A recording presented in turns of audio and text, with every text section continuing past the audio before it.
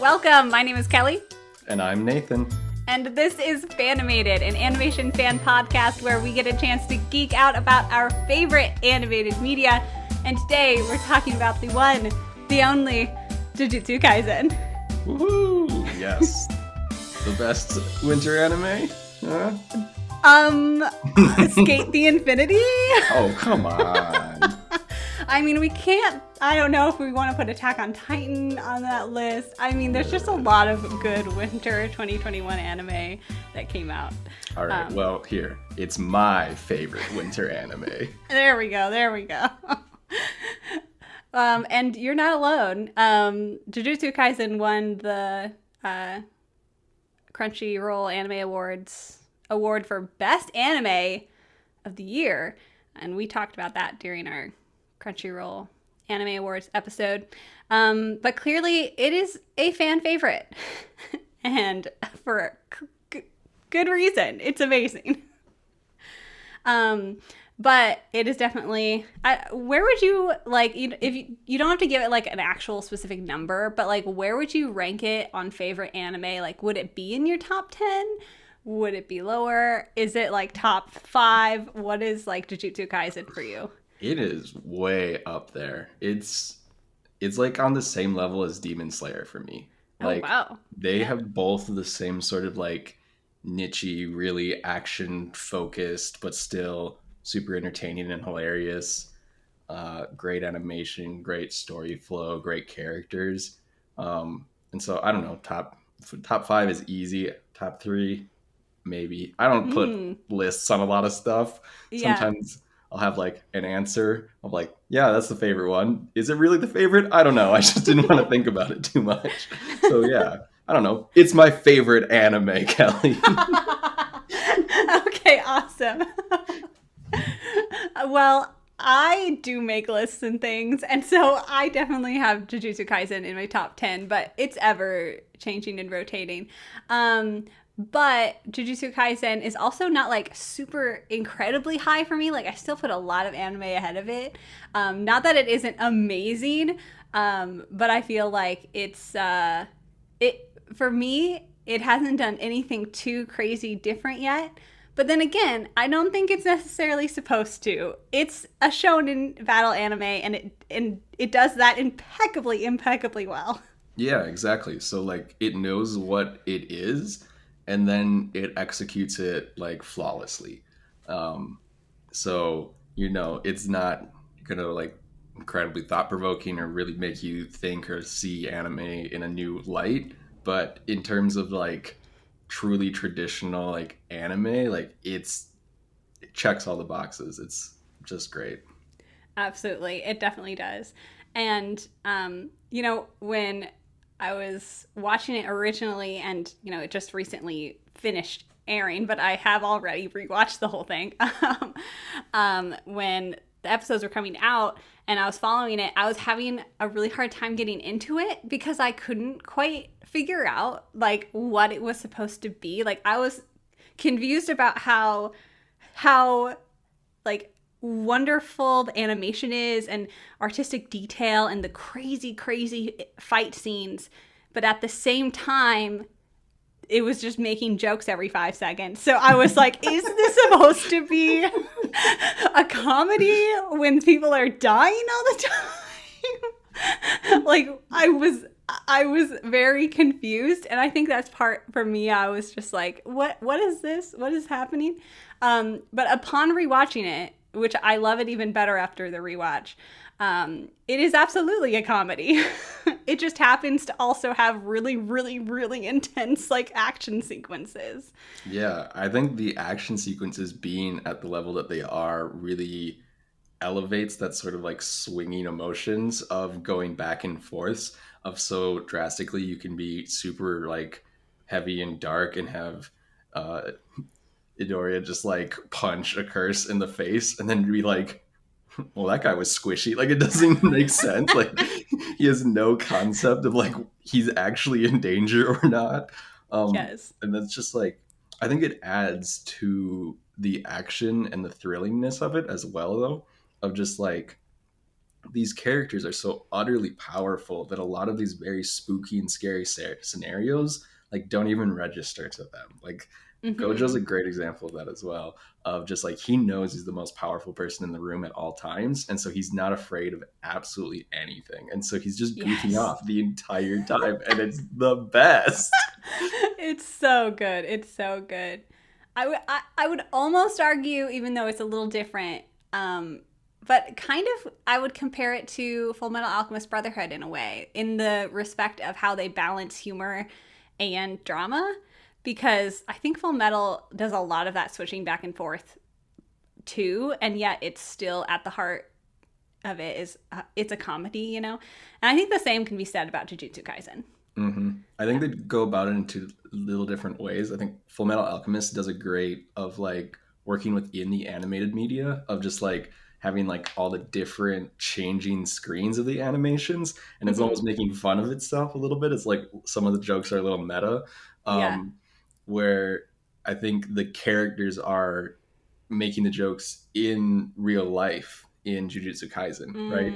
It's not like the meta joke of Al turning into like a squiggly line and fainting, where in Jujutsu Kaisen it's literally Midoriya like not understanding full concepts and being an absolute just big dumb idiot.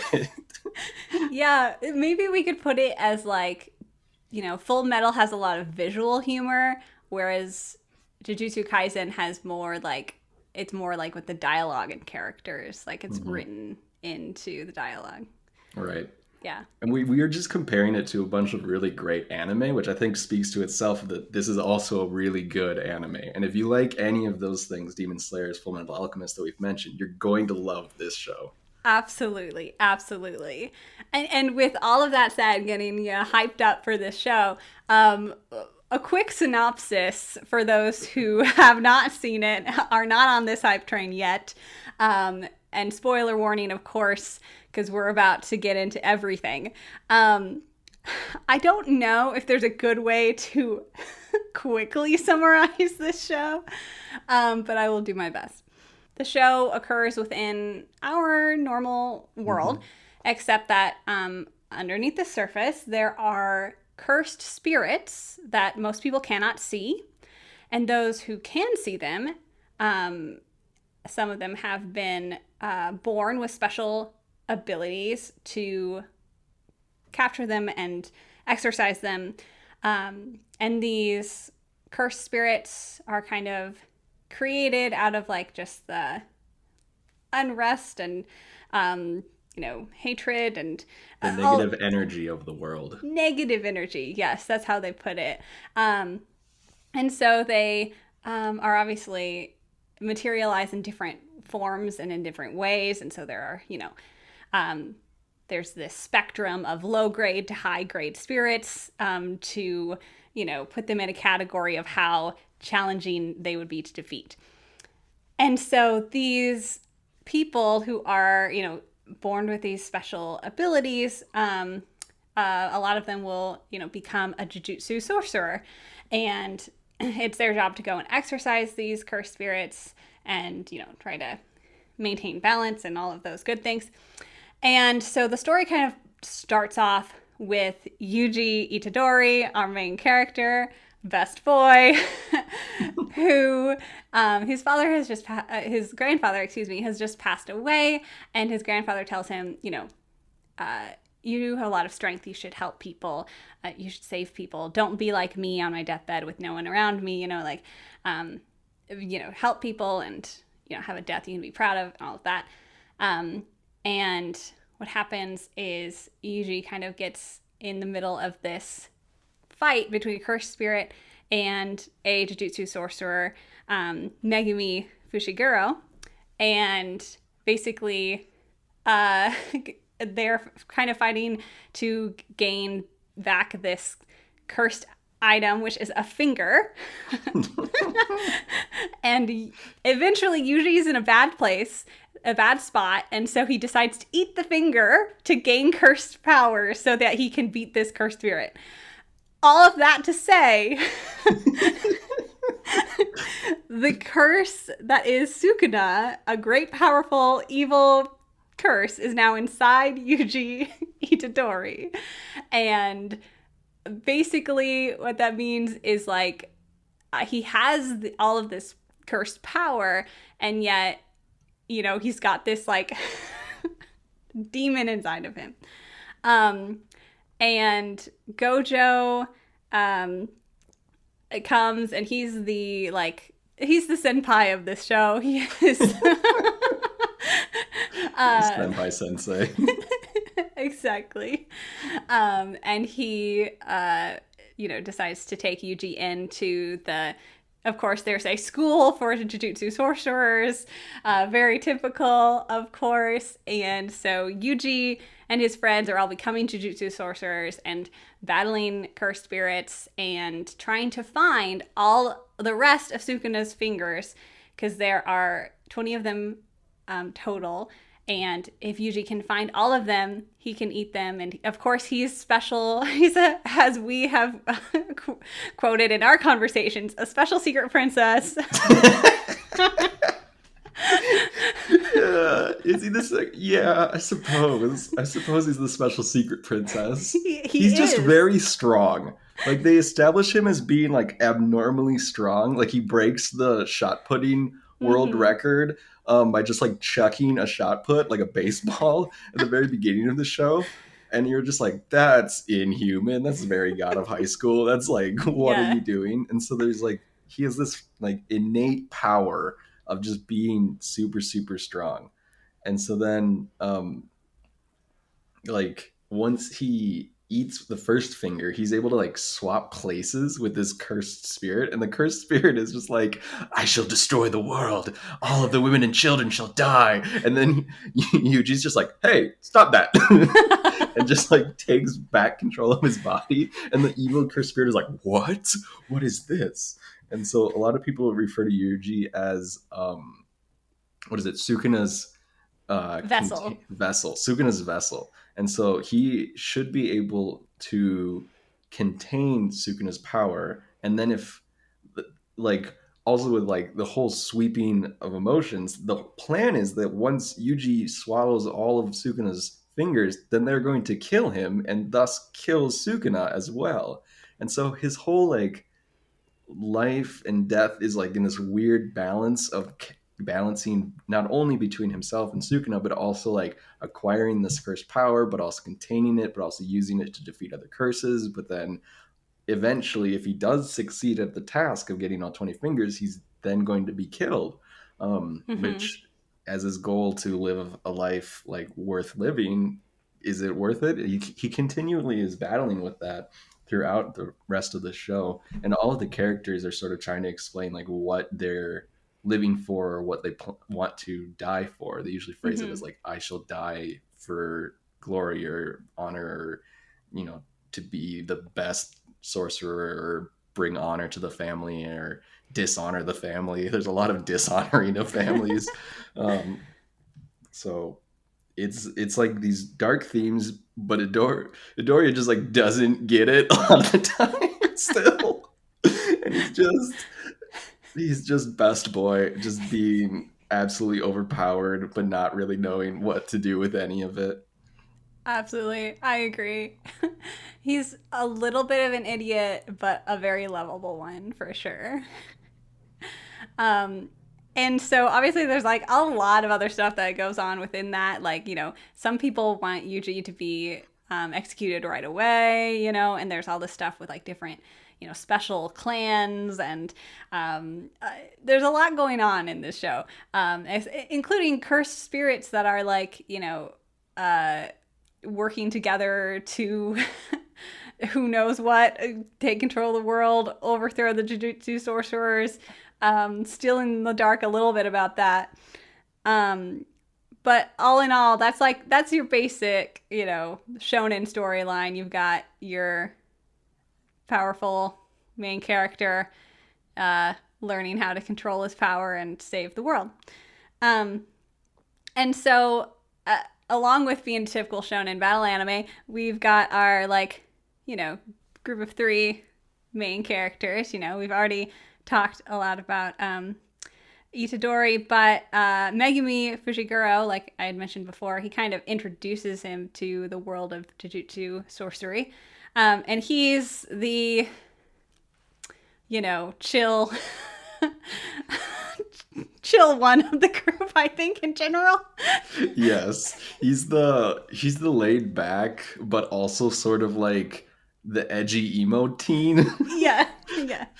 And his power is that he can like summon animal familiars to fight her spirits with him, which is very cool, but they're also all super edgy as well. Like he does Yeah. like all these like Naruto hand signs, and then he's like, demon dogs come and fight, and like wolves appear, and it's just like he like yells his like hawk's name, and this like crazy looking giant bird will like shoot electricity out of it. He's like just like super like just edgy teen, and like also like sad orphan boy though, because he's like Yeah. has this whole like background of this like clan thing, but he's also very powerful, and he's sort of the best friend rival, but doesn't want to be the best friend rival either. He just wants to be alone. Yeah, he does. And we should say about these, special abilities that these Jujutsu sorcerers have, these techniques as they call them. Like I said, like most people are just like born with it. That's kind of how they inherit a certain technique. And I'll just say in general, right off the bat, as we explain these characters, like it's amazing how varied these techniques are. Like I really, really love how everyone has a very different ability and they're all really, really cool. And I will say that Fushiguro's is probably my favorite. You just want all the animal friends. Yes. I love his dogs. I think his frogs are really cool as well. He has like a whole like army of frogs that he uses to like tie people down with their tongues, and it's just very weirdly upsetting, but also just like very ingenious. Yeah, yeah. It's great. It's great. And of course he makes a very good, rival for Itadori, I think they balance each other out pretty well. And even Fushiguro has said like he doesn't want Itadori to die, like for whatever reason he's like no, like he's gonna fight for Itadori too. So even though has a bit of a cold shoulder, he has a heart, okay? And he cares about his friends. Yeah, and it goes both ways though. Itadori like even like ends up killing himself so he won't harm Fukushima. Like it just um it's strange how they're both just like best friends and also totally like don't care at all. Like when Yuji shows up again after being dead, and Megumi's just like, you could have told us. Like Yeah. sort of like upset. Just straight face the whole time. It's so good. Oh man. Yeah, which is another part of the plot. It takes a very Attack on Titan move where the main character dies in the first few episodes. Which makes for an interesting first, half, because Itadori is doing his own private training with Gojo, and then everyone else is doing their own, like, training and other stuff. So it's just kind of split. I mean, this first season is 24 episodes. It covers a lot of ground, okay? Yeah, it's got about 5-ish arcs in it. Yeah, it's a lot. But it's also like one of the cool things about the storytelling as well is that you're learning about the world of the Jujutsu sorcerers as Yuji is, and so you're also getting like not everything is clear because not everything makes sense to him. Like there's no like narrator being like, here are all the quirks of all the people. Like it doesn't happen like that. There's like him just learning bits and pieces and you having to like kind of put it all together, which can be confusing, but like sort of eventually makes sense. But some of it, like the villains, doesn't make sense at all because it doesn't make sense to any of the characters. Right. It does a which, very good job of that, for sure. yeah, I think is always a really great way of doing storytelling and getting the audience intrigued as well. So Yeah, you see it all from their perspective instead of a whole bunch of. I mean, we still get a ton of cutscenes into the lives of the villains as the cursed spirits, but we still don't really know what's going on, like what their yeah, they're motivation is. like on a beach vacation, which is also super funny. Yeah, again, because even this, like, the evil characters who are very, very evil are like chilling at a beach. It's fine. Oh, gosh. Real quick, we totally forgot to talk about Megumi's awesome, like, transformation at the end of the season. Yeah, so there's like a weird little 3 episode arc at the end of the season after the baseball episode. Which we also didn't mention.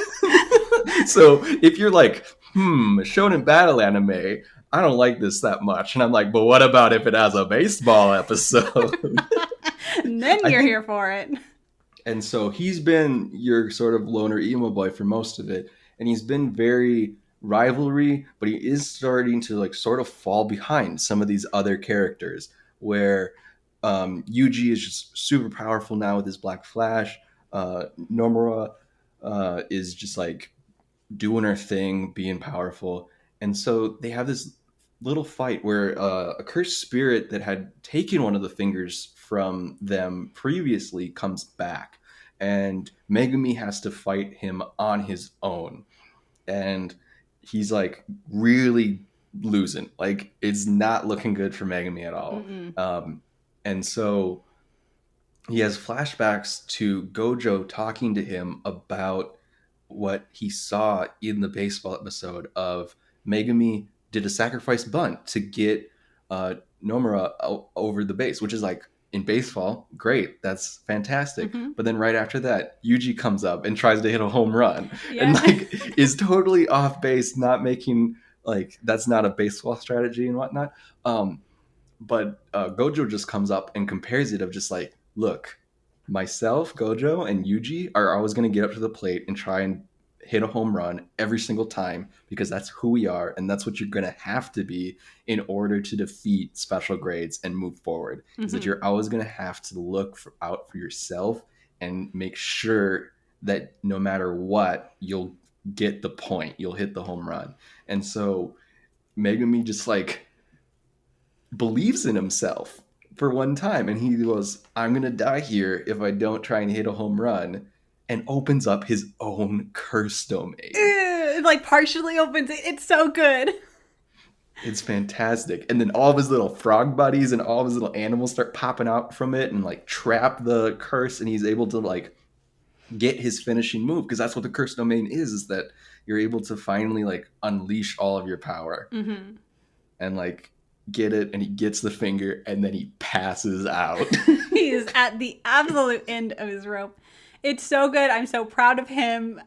And it's like it's that thing of like Yuji, you know, has nothing going on upstairs, and so he's just like, I'm going, right? And then Megumi is like thinking too much and just needs to let it all go. And finally, like you said, he finally believes in himself that he can do it, and he has to do it, and he does, and he's always had the power all along. Well, at least he's grown into the power if he didn't already have it all along. Yeah. Well, Gojo is already the OP one, so we have to have everyone else, like we have to have some characters that gradually grow as the show goes on, you know? Yeah, well, they are students, right? That's the point of a shonen, is to have power-ups as you go. And so, yeah, that was just really cool character development right at the end and then he's got this whole thing with like his sister being like asleep by a curse and him being really worried about this family where typically he's very alienated from his family, but to have this sister that he looks after and get a little backstory about him is fantastic. And so it's great that they're paying attention to their big three, even if it's only in like little ways like this. It's not just the Gojo show, even though that's what we want. It's not just the Yuji show, even though he's the main character, but it's paying it's developing all the characters, even if it's only a little bit, at least some. Absolutely. And I love this, you know, better insight into Megumi because, like, you know, all of the characters, it's really hard for me to like get attached to them. And I think that's why this maybe isn't my super favorite show yet. But there, it seems like this, where you get to see more of the character, where it makes me really care about them more, and you see their struggles, and especially with Megumi being such, you know, straight-laced kind of guy, like you don't see any emotion from him barely at all. And then here at the end, he's really like at the end of his rope, and you see more of his backstory. Like, he's far more fascinating to me now, thinking of him, you know, being in middle school, being kind of a troublemaker, like, you know, having this older sister who's trying to like look out for him, and then she, you know, meets this terrible fate, and also just the fact that, like, you know, he's been completely abandoned by his parents, and like Gojo is his only like guardian basically. And it just creates so much more depth, and it's pretty interesting to me that like we didn't learn all of this about him until so late in the game, because I really didn't connect with Megumi until this point, until the very end. Yeah.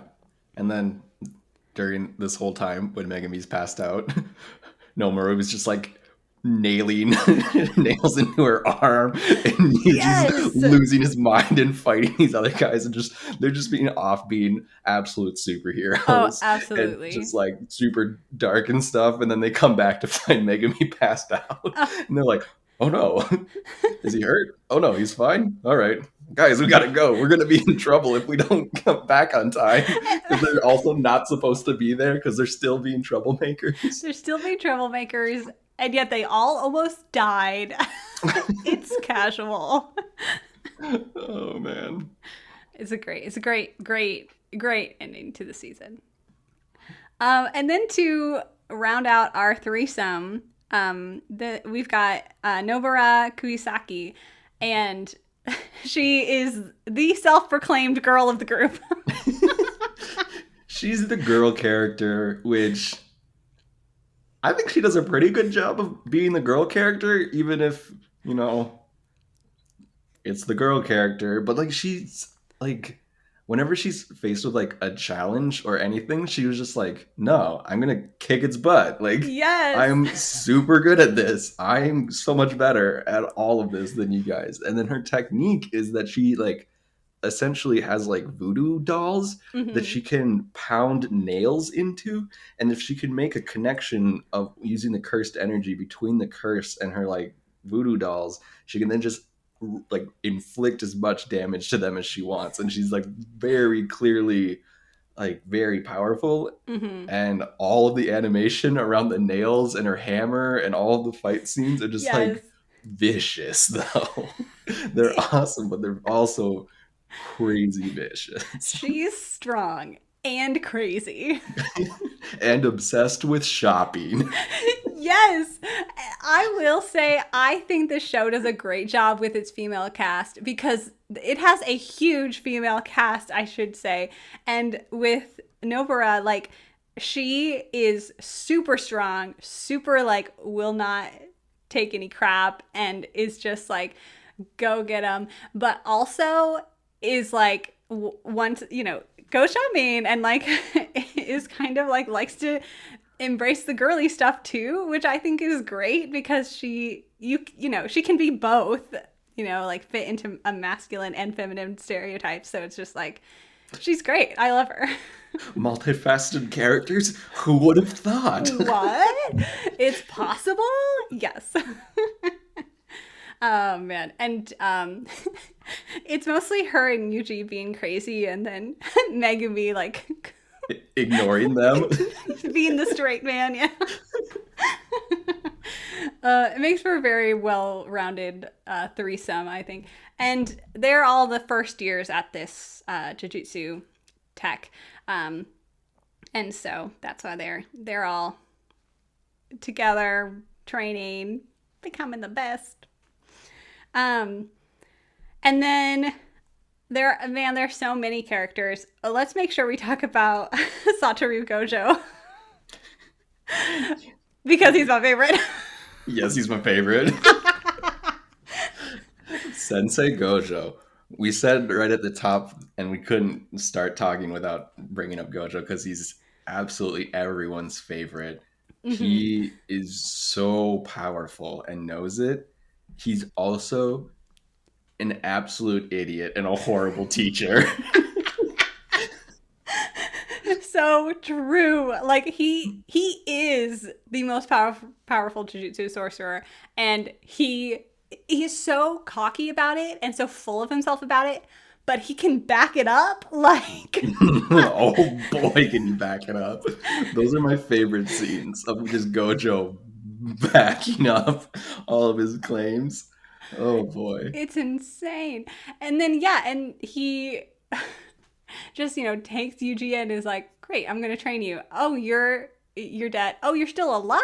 Okay, we're going to secretly train you." And then oh man, and this is off topic, but one of our favorite parts, we've talked about this, is when he's fighting this like volcano cursed spirit, and Gojo's about to totally blast him away, and he's like, "Oh wait, I'll be right back." He like goes, grabs Yuji, comes back to the fight in like 10 seconds, and then it's like, "Yuji, I think I need you to watch this," and then proceeds to totally obliterate this volcano curse spirit with his special domain. It's great. It's just that's his teaching method. It's just chaos. Yeah, it's crazy. I rewatched that episode 7, so everyone can look forward to it. It's so funny and fantastic and just amazingly animated.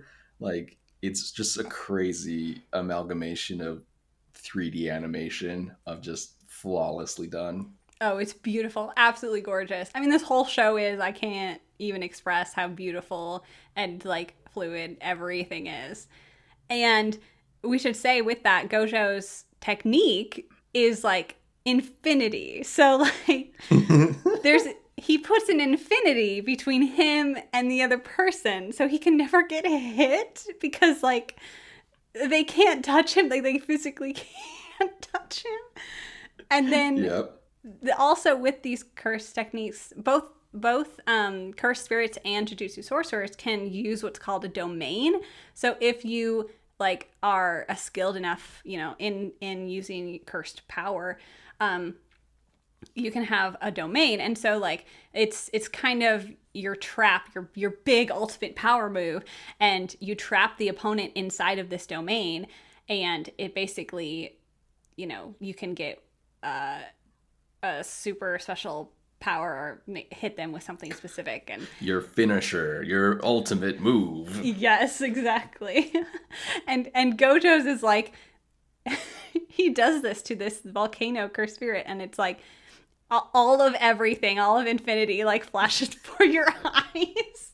He calls it empty void, and the whole thing just goes like black, and like the cursed spirit is just sitting there just like, what? I can't move, I can't feel anything, I can't see anything. Wait a second, I can feel everything. I can see everything. And it's just like he's just like being overloaded by the infinite amount of information that Gojo is constantly processing, and it's just like absolutely stuns him. And then Gojo just like appears behind him, and now he's like, now you can see what I see, and then rips his head off. What? Again, with the, is this a comedy or is this not? Because it's Right. whoa. And of course, the way this all happens too is that Gojo has a blindfold over his eyes all the time. And it's when he opens his eyes to like do this like ultimate power move. And of course, his eyes are beautiful and gorgeous. And the most perfect, beautiful anime eyes I've ever seen. So there's that. Just a little cherry on top to everything else.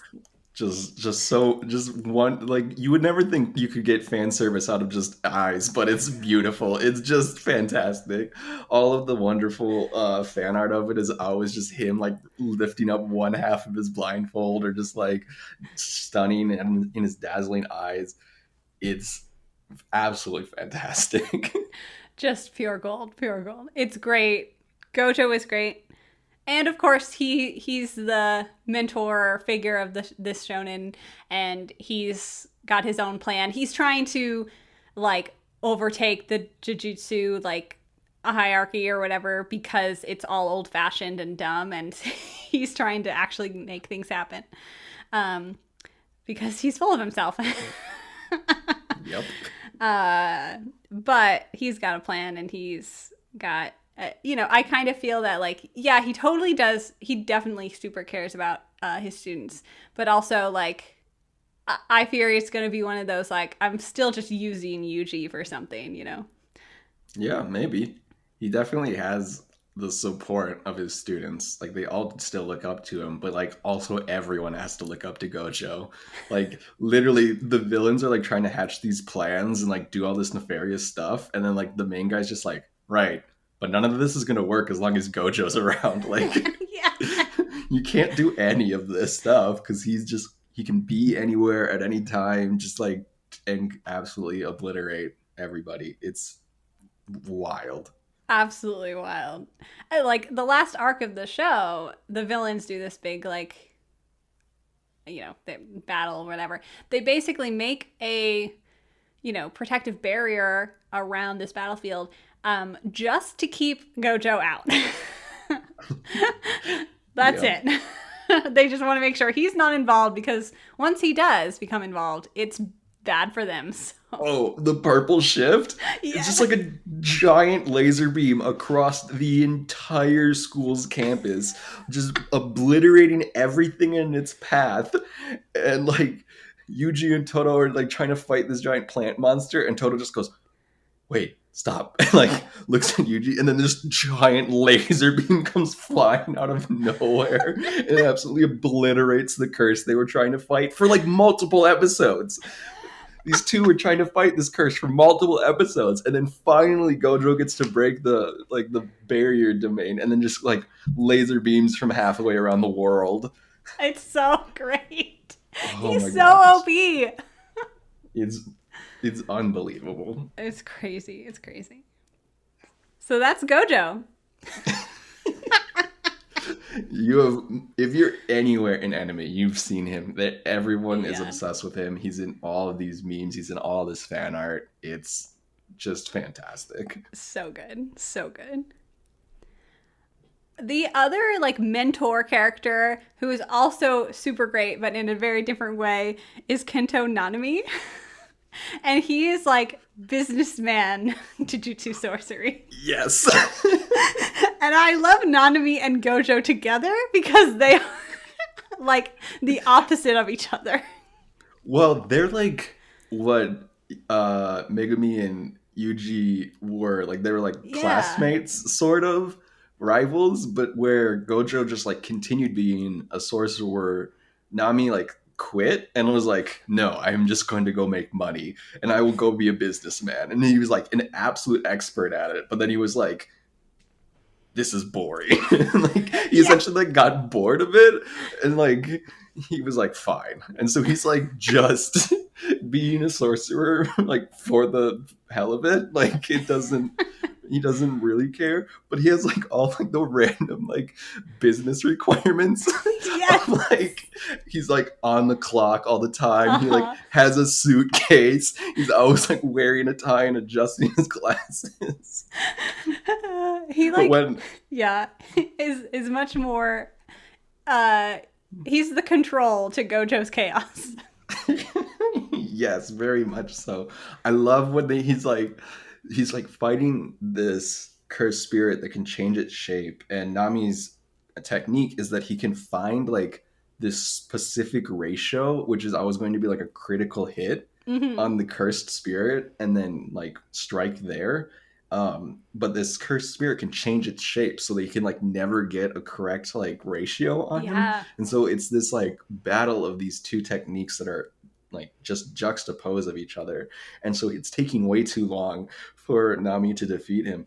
And then like you have this like clock going the whole time, and then it hits 6 o'clock and he's like, you're gonna make me stay overtime. And then his whole like cursed aura just like erupts. He like takes his tie off. He's like, I am done with the workday. And he like starts just obliterating because he doesn't want to work overtime. As soon as he hits 6 o'clock, it's like his power doubles.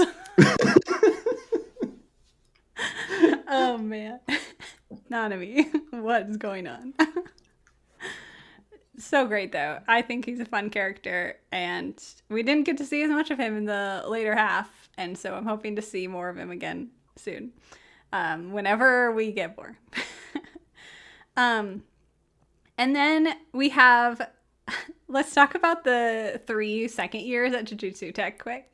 We've got Maki Senin, Toje Inumaki, and Panda. Just Panda. Yeah. One of the second years is a animated panda. Very Tekken. There's a fighter in Tekken, a popular fighting video game that is literally just a bear and has a panda bear skin. And so the fighting panda is like a direct reference to that. But he like can also shapeshift and has a wonderful arc fighting like Mechronon of like the other school when the exchange event happens. But it's crazy. All of their techniques, well, okay, Panda's technique and Toga's technique are crazy. Toga has like cursed voice, and so he protects everyone by only saying ingredients of sushi. And so he is constantly communicating to everyone, just being like rice, Bonito flakes, Mito flakes, Mito flakes, and people can understand it. Yeah, and it's even referenced in the show. Like, Megumi is standing by Toga, and he's just like, you know, whatever he says. Salmon roll. Salmon. And then Megumi's like, you're right, I should call him. And then the other guy standing next to them is like, you can understand this? What? Like, it's a joke within the universe. Like, right.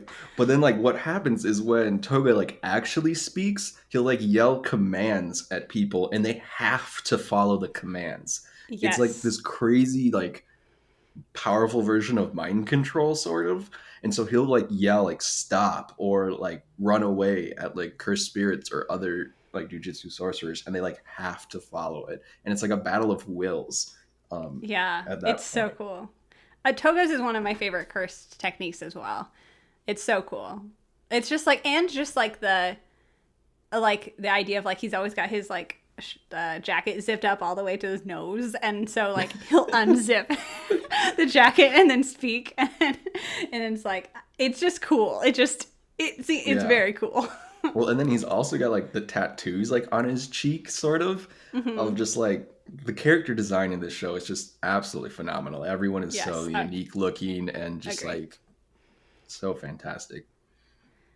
And then Maki is part of like one of those big 3 clan families or whatever, but she did not inherit a technique. So she has to wear special glasses in order for her to see curses, and she just wields cursed weapons. That are just weapons imbued with cursed energy. So, and you'd think that would put her at a big disadvantage, which kind of, yeah, but she's like she's the best student at the school, I'm pretty sure. Yes. Like has at least a chip on her shoulder. Oh yeah, at least of the first and second years, I feel like she's of who we've seen so far, she is like the most powerful. Of the people at Jujutsu Tech, yes. Jujutsu Tech, yeah. I think Toto from the Tokyo precinct is probably one of the most like high-powered. Brother is Yuji's best friend. Best friendo. Best friendo. Oh my gosh, she's. We'll have to talk about him, but yeah, I think Maki's really cool because she like abandons the family, right? And so she's trying to. She wants to be the head of the clan while not having any of the powers, just to stick it to him. And that's it. And that's her whole driving force. And she's going to be better than absolutely everybody so that she can take over like the whole family, even though they've like essentially disowned her. And so It's it's awesome. real serious. And then she has to fight her own sister who Yeah. does not, who like is the blessed one in the family but doesn't want it. And there's this huge like juxtapose and backstory of those two female characters that they get, which is really cool. They're both named Maki and Mai, so they're kind of hard to tell apart for a while. Yeah. um And I like Mai's ability. She like just uses this like revolver and sharpshooter, which I'm a fan of the sharpshooters. It's like, you know, gives me some Riza Hawkeye vibes. And but she's got this extra curse energy like ability where she can like create something out of nothing. And so she can create like once a day she can create another bullet. And so she uses that to, you know, like trick people. And there's this pretty cool fight scene between Mai and Maki, which is intense. But Mai is also like, yeah, she doesn't have the motivation because she's just basically forced into it because of her family and not because she wants to be there. She doesn't want to be a Jujutsu sorcerer. And she's mean. She's really mean to Novora and like is kind of like obvious. I mean, clearly, I mean, she's got some issues, but like, hey, don't take it out on Novora. That's not very nice. she takes it out on like even her fellow classmates, like not even the people she was fighting with. So yeah, that, you know, Jujutsu Sorcerer clan families, who would have thought that they would be kind of messed up? Pretty messed up for sure. All right, let's talk about Toto. Let's just go straight into it. I love Toto so much. Toto is the most manly man looking fighter man you've ever seen. He is like the direct rival to Yuji in this class on class battle that happens sort of in like the third arc, the second half of the season. And so he is like trying to fight Yuji, just hand to hand combat. They're both super strong, super powerful. And like he is like, well, what happens whenever he addresses someone and meets them for the first time? He like is like, I'm gonna fight you, but first, what's your type? And they're like, what? What's my type? He's like, your favorite type of woman. And he's just like yelling at them. And he does this to Megumi at the beginning, and Megumi is just like very normal answer, just like a nice girl, and he's like, wrong. And he's obsessed with like these like J-pop like famous like Idols. Yeah. idols, and so he wants them to like whoever he's fighting to like also be obsessed with these like idol type characters. And so he's just like gonna just absolutely beat the crap out of Megami after this, and he does. Yeah. And then later on he meets Yuji, absolute empty head Yuji, and asks the same question, and I'm just so here for it. And Yuji goes, oh, I don't know, Jennifer Lawrence? And it's just like, hot girls, Jennifer Lawrence. And then Yuji's just like, yes, that is the right answer. Or Toto is. And then The best part. he starts having just like these flashbacks of him being best friends with Yuji, and he was like, my best of friend, and it's just like absolutely overjoyed to have met his best friend Yuji because they have a similar type taste in women. And Yuji is just this whole time is like, we just met. What's going on? And so they're fighting, and they're just doing just all out like just war at each other. And Yuji is just like trying to be quick and dodge because he understands that he's not as powerful. But he does like land a punch, and Toto is just like sort of upset. He was like, your cursed energy is late. It's slow. It isn't right. Mm-hmm. Are you going to be my best friend? How can my best friend be so weak? And then they start like teaching each other through their combat and grow. And they actually become good friends as they're trying to defeat each other. And it's absolutely wonderful and beautiful. And then later on, they have to work together to defeat the Hanami. plant curse, Hanami, who is there to like essentially cause distraction and whatnot, but them together end up trying to defeat this super super special grade cursed Hanami, who's got all this crazy like flower power and had like just taken out like Toga, Megumi, and like another person. And so then you have these two muscle bros going at Yes. it, and it is so fantastic. And Yuji gets to show off his new technique of Black Flash, which is Uh-huh. like the superior jujitsu technique of embedding all of his strikes with all of his cursed energy, like at the point of impact, and like it's supposed to be this sort of like athlete's high of jujitsu sorcery where he's just fully embodied with power for a a while, and they're like having side conversations of just like other jujitsu sorcerers being like, I was able to do it twice in a row, I could do it only once, I've never even been able to reach this height of power. And then he's just like just beating over and over this power because he's just empty head power boy. Black Flash is a really hard technique that takes forever, and maybe we'll never learn it. I'm gonna do it 8 times in a row. I think he gets like 4, but yeah, it's just like something super super powerful, and it's a beautiful fight and crazy, and they're just like about to defeat him, and then finally the barrier breaks and Gojo comes and laser beams everybody, and you're just like, oh, I thought, oh, all right. And we've talked about Toto and Yuji so much, and yet we still haven't told you Toto's ability, because Toto usually just beats people up because he's that strong.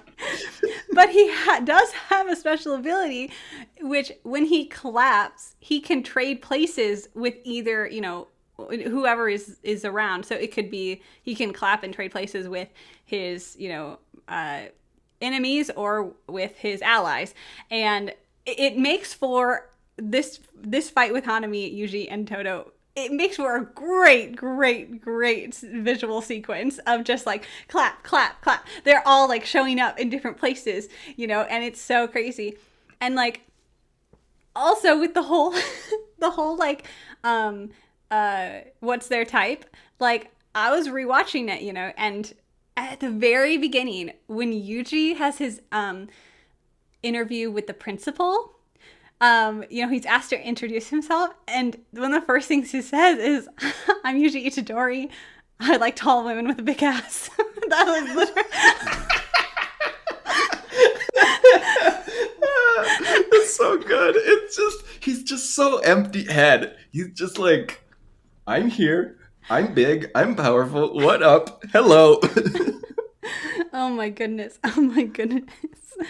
Oh man. And so Toto is great and is definitely best friends with Yuji now. They're best friends. Oh man. Oh my gosh. And this is a great segue into Hanami, the cursed spirit that they fight, because Hanami is my favorite cursed spirit that we've met so far. And I don't know, like the English dub is a female voice. We'll go with they, because I don't know. But I don't think Japanese is, I'd have to double check. But regardless, Hanami is this cursed spirit that uses nature, and like their ultimate goal is like rid people from the world because, to save the nature and the planet and all of that. Mm-hmm. And like Hanami's abilities are like roots coming out of the ground, and like they've got this like arm that's like this plant thing that like if Hanami can like implant little like plants into you, then like this happens to Megumi, it like feeds off of the cursed energy in you, and then like, basically like eats you alive kind of, and is terrifying and crazy. But along with all this, Hanami also has this power to just create like this a field of flowers around you, and you immediately lose the will to fight. Yep. It's so good. Well, he does that to save the volcano head guy at the end of Gojo's fight. Yeah. And so it's wonderful. You get this huge, amazing, super chaotic fight. And then like it sweeps in, there's all these flowers. You get like the little cartoony of just like Yuji and Gojo being like, oh, it's so pretty. And then Gojo goes, wait, what? It's pretty. And then like the cursed spirit is already fled. And he's like, dang, he's quick. Oh man, it's crazy. And he It's crazy. still gets away at the end. Hanami is still Yeah. alive, even after being blasted. Laser blasted by Gojo. Laser blasted by Gojo. He like dodged at the last second, kind of thing. Big spoilers, I guess. I guess we do big spoilers here. We do big spoilers. We hold nothing back. And you know what? I totally forgot to mention, this is a character that really only shows up in a few episodes, but is very, very important to Yuji's story. And that's Junpei. And he's this normal kid who has been very horribly bullied his whole life. And he's in this movie theater when the cursed spirit, Mahito, the same one that Nanami fights and can shapeshift, Mahito comes to these guys in the theater and like turns them into just crazy, like that's what he does. He like goes to he turns humans into cursed spirits, like, and reshapes their soul, and so like reshapes them and turns them into these monsters basically. And Junpei is like, can I do that? Like, because Junpei is out for revenge kind of, and becomes friends with this cursed spirit, and this cursed spirit is obviously just using him, but like Yuji ends up, becoming friends with Junpei, and it's like, it's just kind of sweet, because Yuji can be friends with anybody, and they like bond over movies, and it's cute. But ultimately, like, the cursed spirits like kill his mom, and so he goes on this rampage and is gonna go kill everyone, like at least this guy at his school. And it turns into this big old fight with Mahito and Yuji and eventually Nanami. But basically, Mahito turns Junpei into a, deformed cursed spirit thing, and it like breaks Yuji. Yeah. Yeah, and because like the cursed spirits are trying to get Yuji to. This is important. We should probably mention this. The cursed spirits are trying to make Yuji form a pact, with Sukuna to make a deal with him. But no one knows that he already has. Yes, that is a ticking time bomb throughout the show. Yes, basically, whenever Sukuna has to say something specific, and for Yuji to come back to life, originally because he had died earlier, in exchange for that, Sukuna can take over Yuji's body for a certain amount of time. He can't hurt anyone. He's agreed to that, but that is a ticking time bomb. Like you said, we haven't seen that happen yet. And whenever it does, it's going to be crazy, I'm sure. And then for whatever reason, the cursed spirits want Yuji and Sukuna on their side, and want Yuji to make a pact and make a deal with Sukuna. So in order to achieve that, Mahito turns Junpei into a weird cursed thing, and it's really sad. Yeah, this has huge emotional whiplashes between like these really intense fights between these people. And Yuji even like kind of made like a promise to himself that he wouldn't kill anybody. Like he would exercise curses, but like he didn't want to hurt any person. He wanted to save people. And so the fact that he has to defeat Junpei, even though Junpei's been turned into this monster, is like very hard for him. And like he's like, I've already broken this like promise I made to myself, which is it's rough. Also, after that pact, does Sunika like ever show up again? He does, because in this exact fight, Mahito ends up using his domain, and Yuji breaks into it just like punches into it. And because he enters that domain, Mahito then reaches into Sukuna as well. And Sukuna's like... Sukuna's soul. And Sukuna just goes, and destroys him. Yeah, immediately destroys Mahito. So we have seen, and I feel like there might have been other instances too, but I know that for sure happened. So that wasn't like the possession of Yuji's body. That was like a little different thing, but like he hasn't possessed his body again since like he came back. Nope, we have not seen him possess Yuji yet. When he does, by the way, it's pretty crazy because like these other like eyes will open up in Yuji's face, and like Kelly is touching her face where the eyes would be. They're essentially like on your cheekbones. Yeah, it's great. A great visual cue for an audio medium. But yeah, like right on your cheekbones. And I guess he's like tattoos and stuff, and it's crazy. But yeah, we haven't seen him yet, so that'll be insane. And like in the first half of the season, like eyes were opening up and mouths were opening up randomly at places, and like you heard that like Yuji is like always hearing Sunaka's voice in his head, and then that like all sort of fades away in the second half after this like pact and like come back and they get more power, except for when he grabs the finger at the end and his a mouth opens up on his hand and eats the finger before he could even do anything. He's still just chomping on all these fingers. I think he's got 3 now, technically. At least 3, at the end of this season. And what's interesting, because like, you know, with every cursed finger, he can, you know, has more of Sukuna in him, becomes more powerful. But there's also this idea of like, well, we don't know for sure how much he can handle of Sukuna. Like, so that's kind of in there too. It's a very almighty... He can only handle 20% of all for one at this point. Yeah, exactly.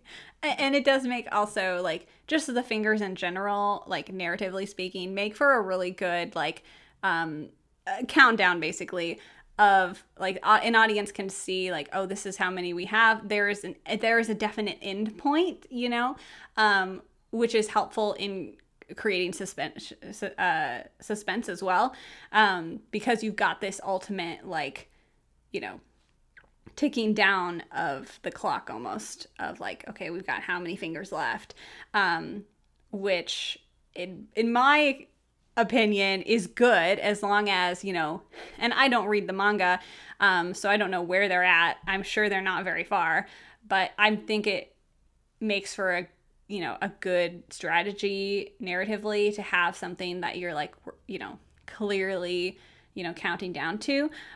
But the problem arises when they reach that point. If and when they reach that point, are they going to stick with that? Because what happens so often is like you reach the end of this like thing, and then it goes off and goes like, wait, what? Where? You can't just keep going forever. You know what I mean? That sort of thing. Yeah. Where it's like, just kidding. Now he has 20 toes to find. I'd be here. I'd be here for it. That sounds great to me. I don't know. But either way, Sukuna's just absolute evil. Just evil. And that's it. Okay, so there's obviously like a lot to love in the characters of this show. And we've talked about many of the different fight scenes. This is a shonen battle anime after all. And so for you, what is your favorite fight scene? The one between Gojo and Volcano Head. We've talked about it so many times.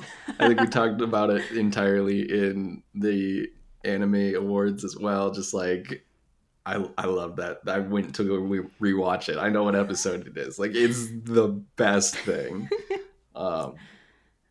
It's super cool. I don't know if we need to talk about it more.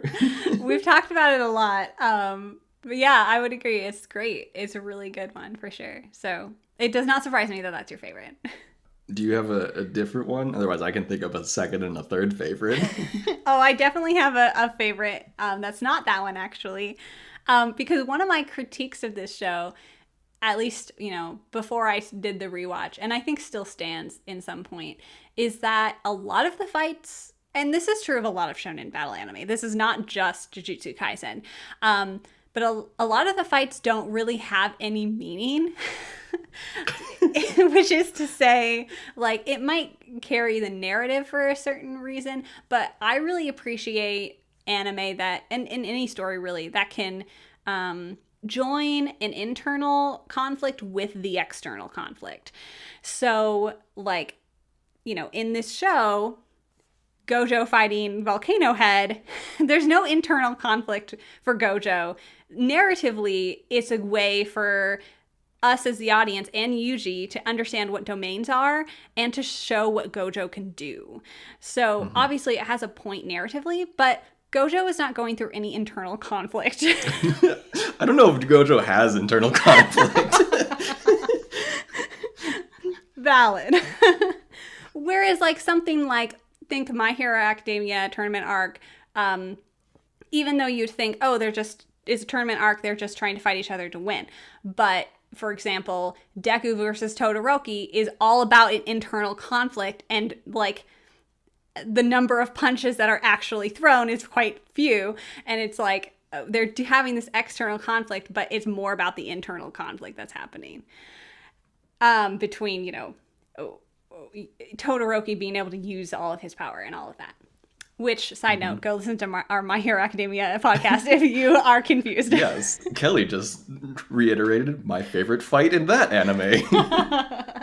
Yes, and that's what I love. I really love when you've got that balance. And so a lot of the fights in Jujutsu Kaisen don't follow that internal-external conflict merging, but my favorite of them, which fits this bill really well, is one that we have already talked about. It's the Mahito versus Yuji / Nanami, where Junpei is turned into a monster, and it goes into Yuji's like, I don't want to kill anybody, like he wants to honor and value life, but he ends up having to kill a lot of these cursed spirits that were human, and now that they know that they were human, it's extra hard for him, especially with Junpei, and for Yuji and Mahito, it's like Mahito is like finally learns how to do his domain, and Mahito and Yuji become these like they are the I'm trying to think of a good like comparison, like Hand Guy and Deku. The guy from My Hero who like disintegrates things. Yeah. League of Villains. League of Villains guy. What is his actual name? He's not important. He's not interesting. No, I'm not saying he's interesting, but they share the same thing, right? Because Deku and what's his face are both the prodded, like the students of the All Might versus One for All for One. I mean, and then it's the same with Jujutsu Kaisen, right? Like Yuji is the student of Gojo, and Mahito is like this student of this other guy we don't know anything about, who is pulling the strings with the cursed spirits and causing mayhem. Like, yes, Sukuna is a villain, but right now, like, this other guy is kind of this other main antagonist.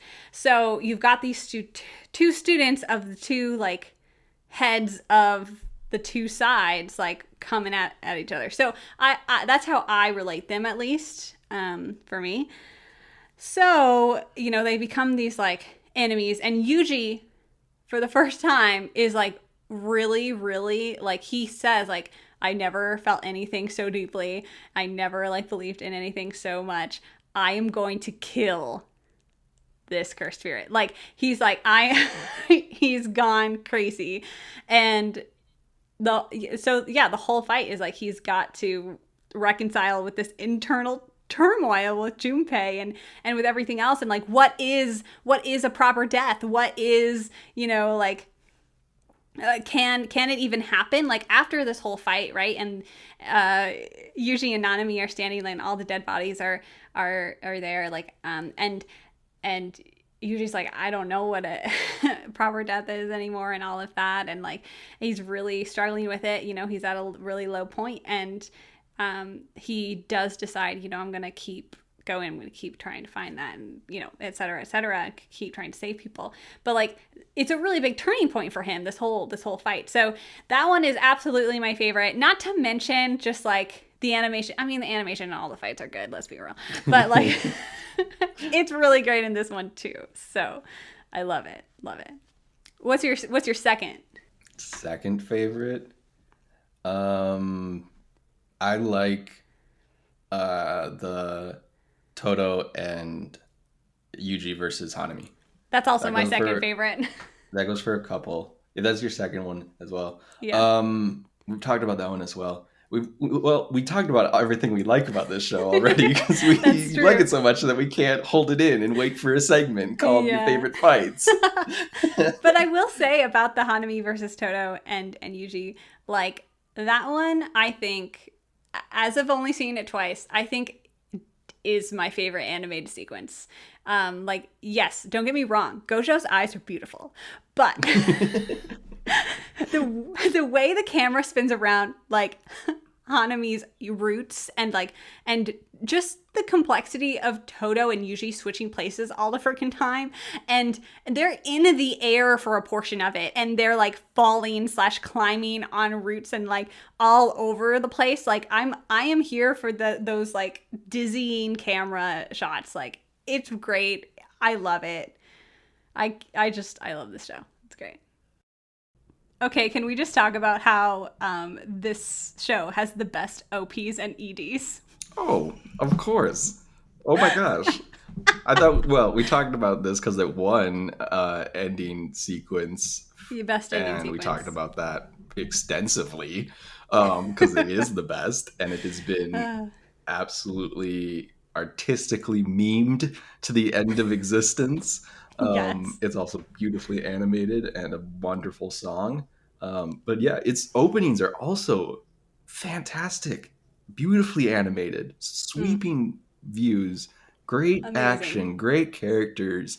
Just both of the openings really, they don't like tell the story of what is going to happen like some openings do that I know that you like, but it still like exposes every character that is going to occur. Yes. And so you kind of get to see, oh, this person is going to play this big role, or this person is going to be here. And it nicely exposes everything to set it all up. Absolutely. And I would say like the openings are a true highlight of what Studio Mappa can do. And so if you are for any reason on the fence about this show, just watch the openings and then start the show, because you're going to want to. That's the point of any good opening, right? It's this exactly. It wants you to start the show, start watching. Yes, and it does. It highlights all the characters and their ability sets, and it's just really pretty. And of course, the music is really great, but all the openings and the endings. And the last ending too, like, granted, it's not the first ending, it's literally the worst ending to ever exist out of anything, because it's not the first ending. I would skip it every time and go watch the other ending if I could. Can we get that edit? Can they just, in completely the same season, just it only has one ending and it's the first ending? Yes, that is great.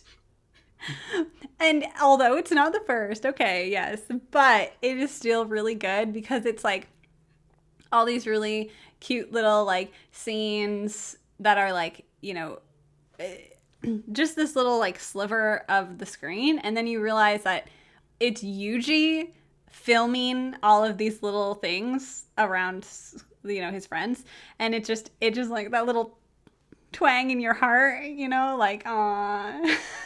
These kids making memories, having fun, and also fighting cursed spirits and almost dying. Again, the huge just emotional swing of this show is like you have this little like slice of life ending sequence, and then it's like on next episode, and it's just like them fighting and beating the crap out of each other, and you're like, okay. Or the little jujitsu scrolls at the end where they're just like these Oh, little like snippets of just like comedy skits of whoever they want. It's the yeah. villains, it's the main characters, it's whatever they want, and they're just like, this is absolutely goofy and not really canon and absolute nonsense. Do you have like a frame or a scene from the openings that stick out in your mind? Because in the second opening, the bubble popping, Oh, that animation yeah. of like the slow-mo bubble pop, I was just like, what is this? What is this? Is absolutely wild. Like why would you animate this? It would be impossible to animate, and it still like looks weird, but it's also like I completely understand what you're trying to do. So did you succeed? I don't know, but that sticks out to me every time I watch that opening. Yeah, that's definitely a really, really good one. It's beautiful. I would say in the first opening, it's like at the climax of the song when Gojo like sticks out his hand and like explosion occurs. Like it's great. It's great. Hmm. Throughout that whole thing, just the camera's moving all over the place, and yeah, you can't beat it. It's great. We'll see if they can keep up the good work there. Like are they ever gonna be able to make something better than that original ending though? No, nope, never. It's the best ending to ever exist out of any anime. Number one, you can't Wow, compare wow, anything. it's a lot to live up to. Yeah. And that just leads into everything with the animation, how amazing it is. The animation is done by Studio Mappa, which they've done Yuri on Ice, if you're a fan of that. They also currently did Attack on Titan Season 4 and are finishing up the rest of Season 4. So obviously, Mappa is a really good studio. And they're just killing it right now, honestly. Like, they're doing some great stuff. And then the manga series is written and illustrated by Gege Akutami. The manga is still going on. Obviously, lots of story yet to complete. So we'll see how that goes. And like, just to say, like, the manga actually started with like a short, what's called now Jujutsu Kaisen 0, which is like a prelude, a prequel to everything that's happened in the anime so far. And it's that little prequel segment that's going to be turned into a movie here at some point. That's kind of the next thing to look forward to. But yeah, the animation is obviously amazing. Like it just blows my mind what Studio Mappa can do, and it's definitely like just super high tier for anime of the era for sure.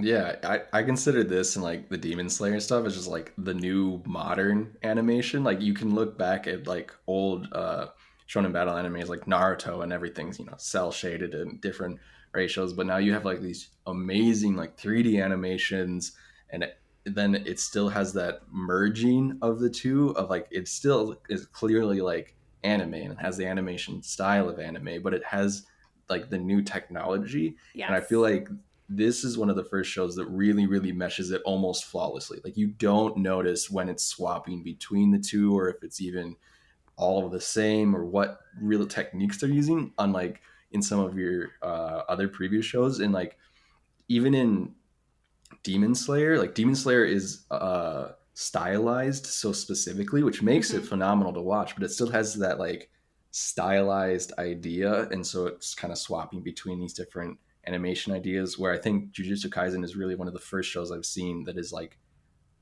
just flawlessly amalgamating all of these new technologies across the board and doing it in a very we'll call it traditional style of anime, of that it doesn't feel different. You're like, oh, that's an anime, unlike you know Tower of God or something that's much more stylized or unique.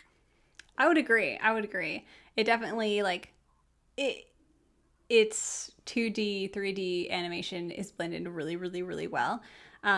Whereas, yeah, even in Demon Slayer, it's like amazing use of 3D, but is also like is so stylized and so different that like even then, like that's 2019, you can just see it so much more clearly. And I mean, not that you can't with Jujutsu Kaisen, but it's almost on a different level than Demon Slayer. Like it's doing so much more. I mean, I'm always amazed with technology and how fast technology grows. And I'm just like, man, just wait another like 10 years, 5 years, whatever you're going to be watching. I don't know. It's going to be insane. Mm-hmm. I love animation. And that's why I have a podcast about it. Oh, man. But yeah, the manga is also the 5th highest selling manga of 2020. And it sold approximately 40 million copies worldwide, which is nothing to laugh at. So it's doing great, and it's obviously going to just keep picking up with this great anime adaptation. And so, like we said, the next, thing coming for Jujutsu Kaisen is the film. And we have gotten only a very brief teaser trailer about it. From what I understand, I haven't done a lot of research into it, but just into like what I've watched of the show, because the show leaves lots of little clues on things. There is some sort of event that happened like a year before this show begins. I'm sure it's got something to do with that Jujutsu sorcerer who's like the head of all the cursed spirits. Like it's something to do with him, I believe. I think we'll also possibly, as if my memory serves right, gonna see something of the other second year student that we haven't met yet. Mm-hmm. And so it's something about him and something about this other antagonist. So hopefully we'll kind of get a little better idea of who this antagonist is, how he became an antagonist, and what's going on with all of that. So that's something to look forward to. Yeah. I've also heard more Gojo, so... Yes! We can't complain about that. And that's Jujutsu Kaisen. At least season 1. And we'll definitely have to pick up the conversation when we get more and more and more, hopefully. Sounds good. Yeah, everyone go watch Jujutsu Kaisen. It's best anime of the year for a reason, and... It's a blast. It's 24 full episodes of really great content. So it's fun time. Yeah, none of these, half 12 season animes of things. Big old 24 for you. Yeah, big old 24. No more season 8 part 3. It's a season 1, full episodes. Go for it. It's great. Yeah, thank you, Nathan, so much for joining me. You guys can, see more anime and animation content on Instagram and Facebook at Fanimated Podcast. I'm also on YouTube occasionally, and we are on patreon.com/Fanimated. So thank you to the Fanimated crew who supports us there. It's a great fun. We get to vote on upcoming episode topics and hear bonus episodes. I've got a ton of bonus episodes. I've got another bonus episode in the works, actually. Maybe by the time... Actually, no. By the time this episode comes out, it will not be out because this episode comes out in like 2 days. But I've got a bonus episode in the works talking about some disappointing anime of this season, including Attack on Titan, The Promised Neverland, and ReZero, and all of which are ones that I might not be talking too in depth about on the full podcast anymore, but you can hear my thoughts in the bonus episode. An unfanimated podcast? Yeah. Because we only talk about our favorites here on the main podcast. But that doesn't mean I can't critique the other ones on Patreon. So go check it out. You can also see blogs or recommend some titles that we should be talking about. Again, that's patreon.com/Fanimated.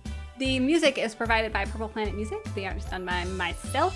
And that's about it. Next week is the Annie Awards. Gonna be chatting with Emma Martin about that. Got a lot of great animated content to talk about. The Annie Awards are the only award show that I approve to take animation seriously, and so we'll chat about that and talk about it. Thanks again, Nathan, for joining me. Thanks for having me. And we'll talk to you guys next week. In the meantime, stay tuned. And stay animated.